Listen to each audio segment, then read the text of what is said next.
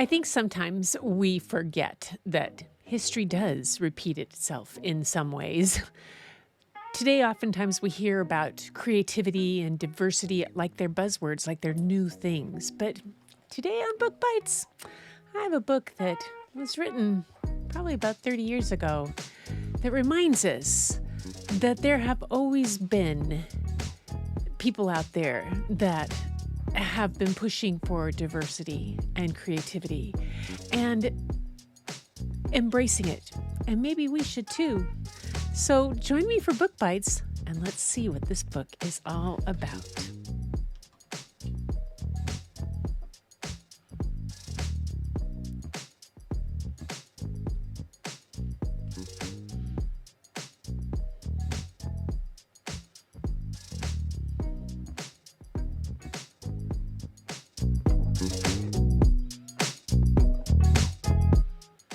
Hi, everybody. It's Gretchen with day 14 of NPPM and Book Bites with the Booklady.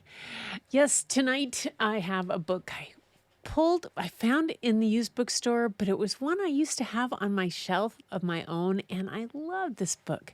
It's written by a lady named Carol Olson, who was a fifth grade teacher for a lot of years and taught in both Virginia and in Washington. And this book was written in 1998. It's not a book that you'll find out there just everywhere. You'll probably have to find it on the used market if you want to go on and read it further. But it is a wonderful book and a really creative way of how it came about. So I'm going to start with a before the story little part that the author, Carol Olson, gives us. Before the story. Oh, and the name of the book is Leftover Louie. Yeah. Before the story. Mrs. Butterhorn taught the fifth grade discovery program for Coastline School District. She was noted for saying, "Always be yourself." She had a way of making each of her students feel special. To spotlight their uniqueness, she found contests for them to enter. Kids in her class won top awards in the Tansy Ragwort Weed Control Contest, sponsored by the County Committee Against Obnoxious Weeds. Their winning artwork appeared on bookmarks, T-shirts, and even billboards. Their posters taught the world important stuff like feed your aardvark, adopt a rain cloud, and say no to everything but homework. They even won a personal invitation to the 25th birthday of a silverback gorilla. They weren't surprised when Mrs. Butterhorn hit them with the news a publishing company was sponsoring a win an author contest. To win, the class had to suggest a character for a new book. First prize was a visit from the author. America is a melting pot. Harmony Harbor Elementary was a potluck of personalities, and Mrs. Butterhorn's class for gifted kids was a smorgasbord of eccentrics. One stood out like a main entree. His parents named him Louis, pronounced Louis, like the French kings. But the kids had other names for him. Mrs. Butterhorn's class wrote an essay describing Louis. They won first place in the nation. The author visited Harmony Harbor, where she met Louis and many other characters. Here is her story. Carol Olson. You ready? Chapter 1 of Leftover Louie. Pen War. It was a typical rainy Friday afternoon in Harmony Harbor. The students in Catherine Butterhorn's fifth grade class began to clean out their desks. Mrs. Butterhorn usually allowed 15 minutes, which gave most of the students plenty of time to organize their supplies. Kara Suko began sorting her felt pens, papers, books, novelty erasers, pencils. Then she heard Mrs. Butterhorn say, "Today, boys and girls, I want you to empty your desks completely for a thorough cleaning." What? It seemed like a waste of time to Kara, whose desk was in near perfect order. However, she obediently began to remove items from her desk, one at a time. Then a voice with a slow southern accent came over the intercom. It was Mr. Grits, the principal. "Please don't be alarmed," he drawled. "This is a test of the school broadcasting system. I am conducting an earthquake drill. Y'all take your places as though you were experiencing a real earthquake. I repeat, this is only a test." A flurry of activity drowned out his last words. Everyone ducked under their desks. Even Mrs. Butterhorn crawled under hers. They grabbed the legs of their desks. That was to keep the furniture from moving in case of a real earthquake. Then it hit. The floor shook, books scattered, felt pin missiles flew through the air. "What is it?" Kara panicked. "Another volcano erupting? Tentacles of an earthquake reaching into the northwest? Nuclear holocaust? Wait a minute. The announcement said this is only a test." When the shaking stopped, she peered over the rubble. Her desk lay on its side. The legs of the desk on her left pointed straight into the air. The upturned desk belonged to the infamous Louis Twitwhistle.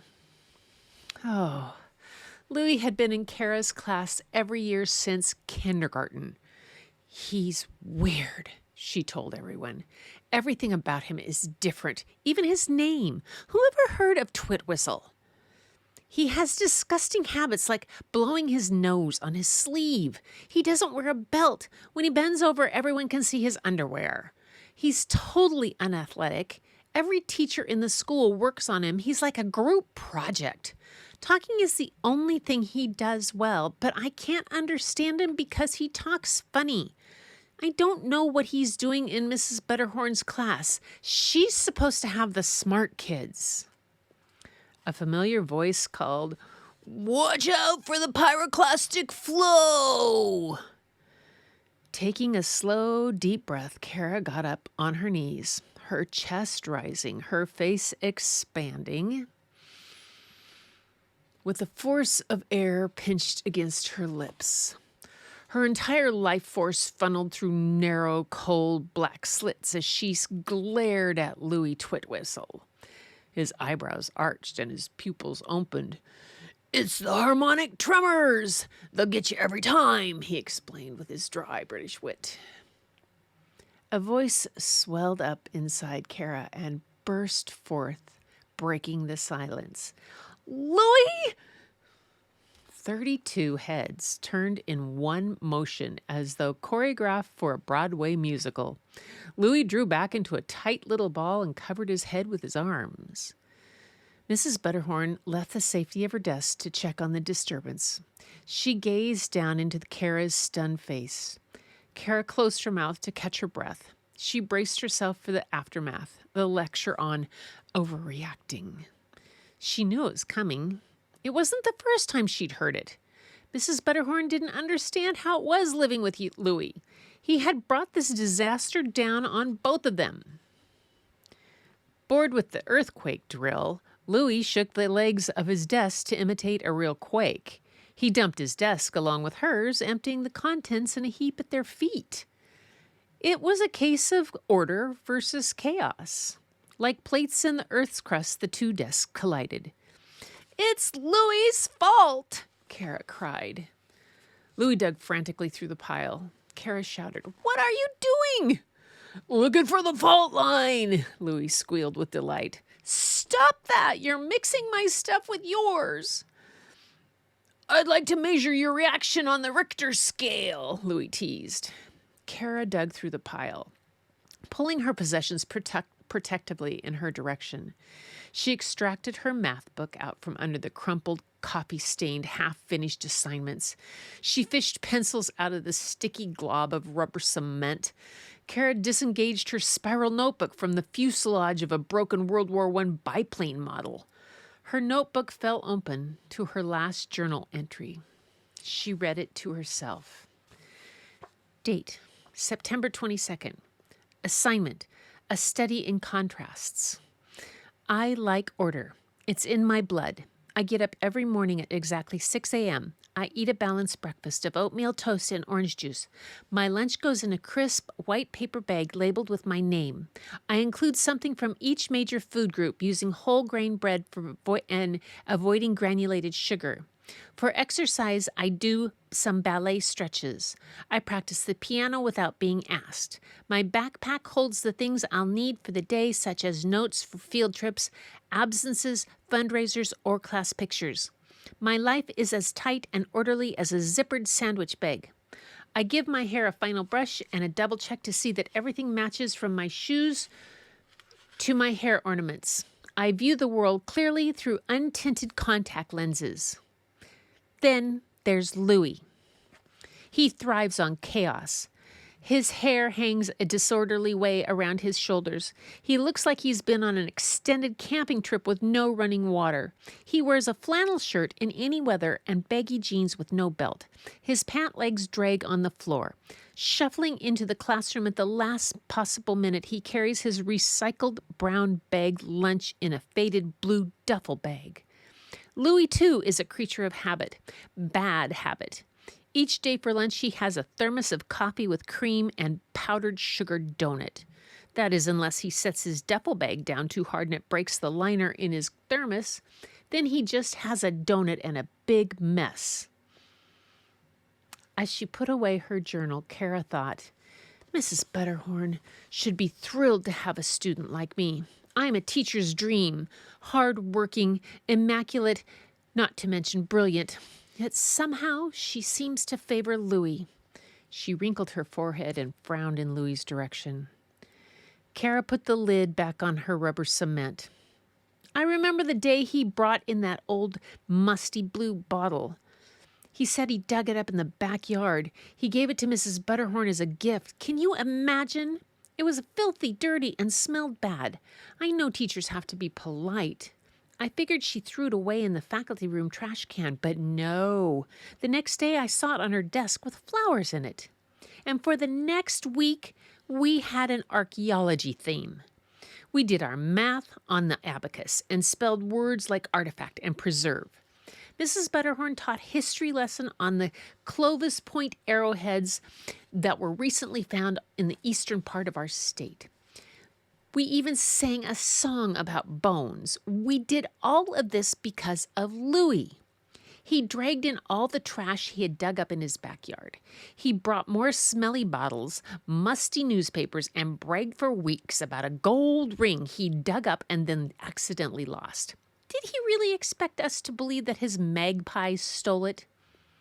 She sneezed. Or how about the week he was absent with allergy problems and Mrs. Butterhorn bought that stuffed penguin for him at a thrift shop? If I hear once more about his penguin collection or his plans to be an Antarctic explorer, I'm going to puke in living color. It was so humiliating sitting next to a used penguin all week. Everyone knows a person with allergy problems should be dust-proofing, not dust collecting. And she coughed. Kara's eyes widened. Her eyebrows arched. The color left her cheeks. I hope the old saying's not true about opposites attract. Recess and half the math period passed before Kara could restore order. She was just finishing a quick inventory of her school supplies when Mrs. Butterhorn asked her to get back to work. Louis had somehow managed to stuff almost everything back in his desk. Kara looked over at Louis. He was doing his math with a pen. Mrs. Butterhorn never allowed her students to work math problems in pen. Kara raised her hand to inform Mrs. Butterhorn about Louis's latest disregard for rules when she discovered something familiar about the black pen Louis was using. She bent over to get a closer look. By straining her eyes, she could just barely read the inscription, Microfine USA. Why, that was her new erasable pen. The little creep is using my pen! She boiled. Mrs. Butterhorn was busy on the other side of the room. I can take care of this, she thought. And she reached across Louis's desk and grabbed the pen. I guess she startled him or something. A loud cry and a deafening roar broke the silence. A violent force pulled Kara's body toward Louis. Gripping the pen and wrapping her feet around the legs of her desk, she tried desperately to resist the force. The next thing she knew, she was lying next to Louis, buried under a very familiar pile of rubble. She pulled an empty hand out of a sticky puddle of goo. "I told you to watch out for the pyroclastic flow," a knowing voice spoke. Louis smiled, waving the pen like a sword. His eyes sparkled as he announced, "No math today, saved by the pen war." Kara cleaned up her mess first, and Louis noticed that she was writing something on a piece of paper. When Louis walked out for lunch, everyone laughed. At the door, he paused and turned around. "If you think someone is out to get you, it's paranoia. If someone is really out to get you, it's not paranoia." Fingers pointed and more giggles followed as Louis turned around again.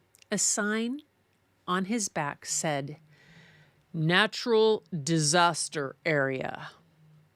And if you looked very closely, you could see the fine print at the bottom, in parentheses. By the way, it was Kara's pen. And that is the beginning of Leftover Louis. Kara and Louis have far different approaches to life. And the adventures continue in this 5th grade classroom with Mrs. Butterhorn through this wonderful book that was inspired by a real character and really teaches us so much about that wonderful celebration of differences and diversity and creativity and a lot of the perspective that we have forms our opinion of that and what it happens if you just shift that perspective just a little bit. So thanks so much for listening to tonight's Book Bites with the Booklady. It's been a delight to share this old favorite of mine with you, Leftover Louis by Carol Olson. Probably find it at a used bookstore or maybe online. But until next time, everybody, keep looking for the beauty hidden in plain sight. It's all around you. But the first place you'll find it is when you go look in the mirror. And I'll see you at the next Book Bites.